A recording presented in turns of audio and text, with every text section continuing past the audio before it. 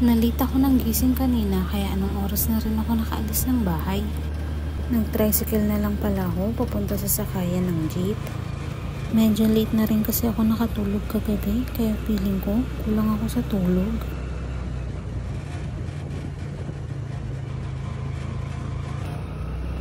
Malapit na pala akong bumaba tapos sasakay ulit ng jeep.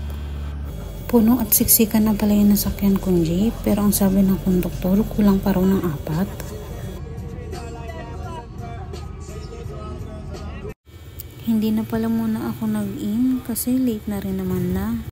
Ang 1 minute late kasi sa amin equivalent nun 30 minutes na. Naglagay pala kami ng design sa loob ng department namin.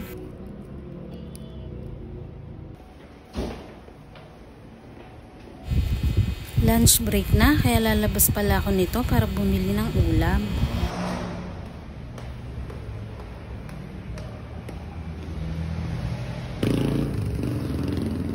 Sa tawid lang pala yung tindahan ni ate.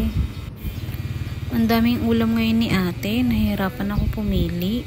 Pero naalala ko yung sabi ng mga kawork ko, masarap daw yung sausage. Kaya yung sausage na lang binili ko, 2 pieces.